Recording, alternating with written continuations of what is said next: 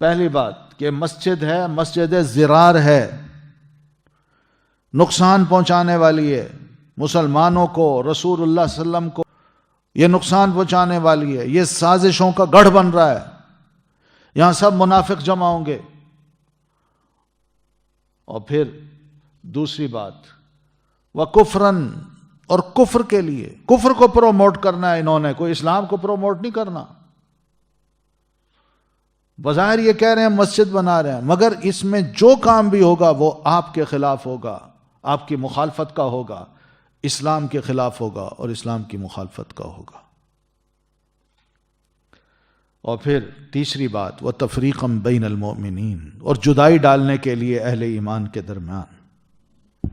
یہ تیسرا مقصد ہے اس مسجد کو بنانے کا، کہ کسی طرح ہم مسلمانوں کے درمیان تفریق پیدا کر دیں، ان کے ایک ایک کو توڑ دیں، ان کا اتحاد ختم ہو جائے، مہاجر اور انصار کو آپس میں لڑا دیں، ان کے درمیان حسد پیدا کر دیں، یہ بھائی چارہ جو نظر آ رہا ہے، ان کی آپس کی محبت اور اتفاق اور اتحاد سب توڑ کے رکھ دیں، یہ بھی مقصد ہے ان کا۔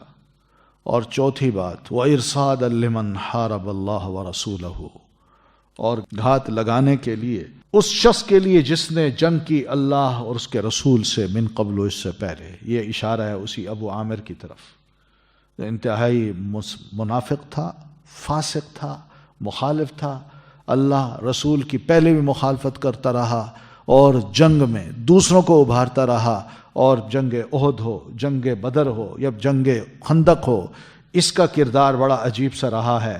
تو اس وجہ سے یہ منافق شخص جو ہے اپنے منافق دوستوں کو، اور وہ لوگ جو مدینہ سے بھاگ گئے تھے اور دشمنوں کی پناہ میں رہ کر اسلام کی سازشیں کر رہے تھے، یہ ان کے لیے ایک پردے کا کام دینا چاہ رہا تھا۔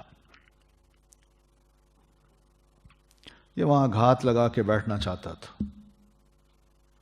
تو ابو عامر جو تھا یہ بہرحال یہ چاہ رہا تھا کہ میں اس مسجد کو بناؤں اور یہاں میں گھات لگانے کے لیے اس کو اپنا مرکز بنا کے رکھوں، اور پھر اللہ اور اس کے رسول کے خلاف جیسے میں نے پہلے جنگ لڑی ہے اب بھی جنگ لڑتا رہوں۔ تو اللہ کے رسول یہ وہ مسجد ہے۔ تو واللہ یشہد، پھر یہ کہتے ہیں کہ وَلَا يَحْلِفُنَّ، اللہ کے رسول یہ آپ کے پاس آئیں گے، آپ جب یہ تینوں باتیں کریں گے، چار کام ہیں تمہارے، یہ مقاصد ہیں، تو یہ قسمیں اٹھا کے کہیں گے ان اردنا الا الحسنى، ہمارا ارادہ سوائے بھلائی کے اور کچھ نہیں۔ نماز، بوڑھے لوگ، بیمار لوگ جو مسجد میں نہیں آ سکتے، مسجد نبوی میں، ہم چاہتے ہیں کہ وہ یہی نماز پڑھ لیں۔ تو مسلمانوں کے دلوں سے شک کو دور کرنے کے لیے انہوں نے بے شمار باتیں بنا رکھی تھی۔ اور پھر بارش ہوتی ہے، راستے خراب ہوتے ہیں، سردی ہوتی ہے، کپڑے نہیں ہوتے، تو گھر کے پاس یہ مسجد ہوتی ہے تو آرام سے انسان نماز پڑھ لے گا۔ تو یہ مسجد ہم نے اس لیے بنائی تھی۔ تو اللہ کے رسول واللہ یشہد، اللہ گواہی دیتا ہے انہم لکاذبون، بے شک یہ یقیناً جھوٹے ہیں، یہ پکے جھوٹے ہیں، جھوٹ بول رہے ہیں۔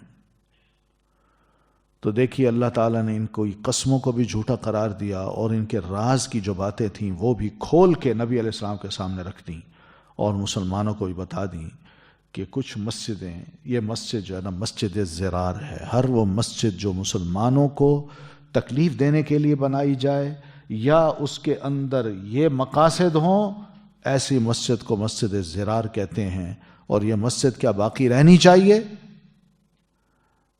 نہیں، اس لیے فرمایا لا تقم فیہ ابدا، آپ نہ کھڑے ہوں اس میں کبھی بھی۔ دو مطلب ہیں اس کے، لا تقم فیہ ابدا، اس مسجد میں نماز کے لیے کھڑے نہ ہوں، پہلا مطلب۔ دوسرا مطلب کہ نماز تو کیا، اس مسجد میں جانے کا بھی آپ نہ سوچیں کہ مسجد میں چلا جاؤں، میں کم از کم کھڑا ہی ہو جاؤں، شاید ان کی عزت افزائی ہو جائے، نہ، آپ نے وہ وہاں بھی نہیں جانا۔ لا تقم فیہ ابدا۔ تو بس یہ جو ہی آپ کو بتایا گیا، تو رسول اللہ صلی اللہ علیہ وسلم نے مدینہ داخل ہونے سے پہلے ہی اپنے کچھ صحابہ کو حکم دیا کہ تم ایسا کرو، چاہو پہلے سیدھا اسی مسجد میں اس مسجد کو گرا دو اور جلا دو، تو وہ گئے، انہوں نے آگ لگائی، جب مسجد کی ساری لکڑیاں یا جو جھاڑ تھی وہ سب جل گئی تو انہوں نے اس مسجد کو گرا دیا، اس کی چار دیواری کو اسی کے اوپر گرا دیا اور چلے آئے۔